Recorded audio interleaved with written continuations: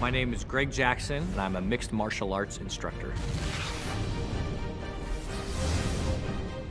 We train amateurs, professionals, and lots of different organizations, but yeah, there's boy, I don't know how many we've got, 20, 25 maybe in the UFC, something like that. It's a crazy number. Definitely the biggest camp in the UFC, for sure.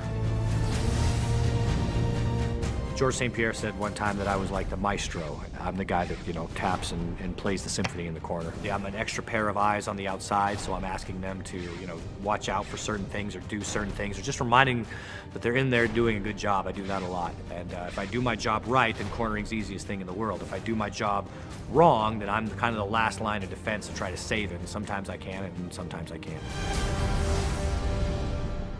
Well, a decision tree can be looked at either microly or macroly, and macro is a lot easier to understand. Macroly, you can say, do I want to throw a left punch or a right punch? That's called a cluster.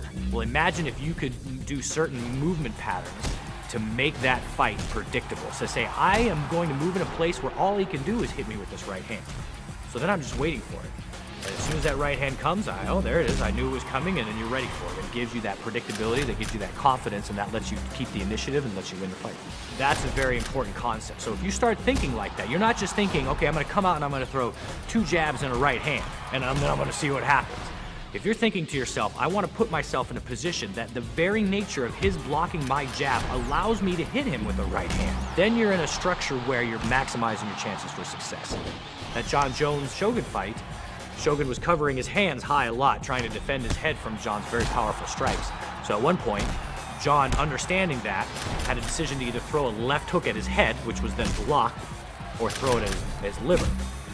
So he stepped in and was able to really do some serious damage to the liver because he had done so many shots to the head.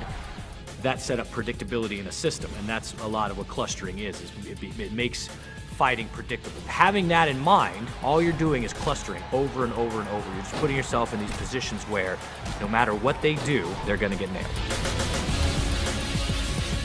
The process is the only thing that I own. I don't own that victory.